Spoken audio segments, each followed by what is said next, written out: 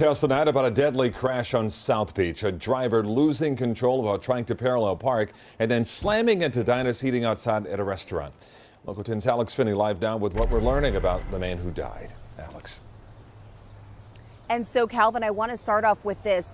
I should rather say, over a half dozen people rushed to the hospital last night. We know some of those victims are still in the hospital.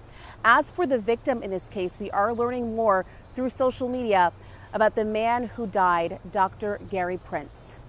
An unimaginable tragedy on South Beach. The lady, instead of putting park, they hit reverse and it just went right into the restaurant. Cell phone video showing the immediate aftermath. People running for their lives after a car smashed right through the outdoor dining area of Call Me Gabby restaurant on Washington Avenue around 6 p.m. Thursday.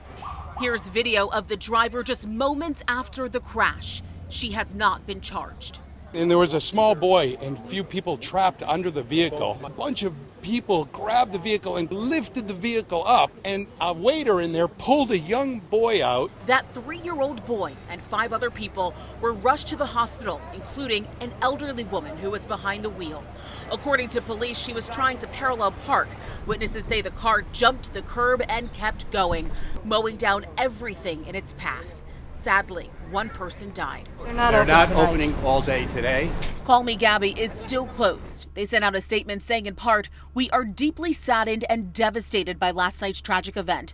On behalf of everyone with the Call Me Gabby family, our thoughts and prayers go out to those injured and deceased in the incident and their loved ones. We hold all those involved close to our hearts." I think it's a good idea not to open. I really do. People died, child was hurt. I wouldn't open.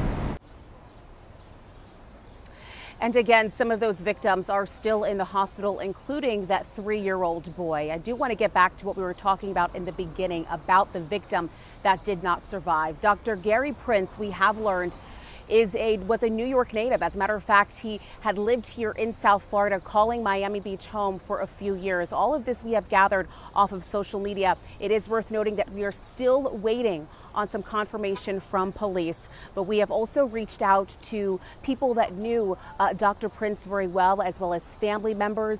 Obviously, a very difficult time for so many that were close to him. We are still waiting to hear back. For now, that's the very latest. Live on Miami Beach, Alex Finney, Local 10 News.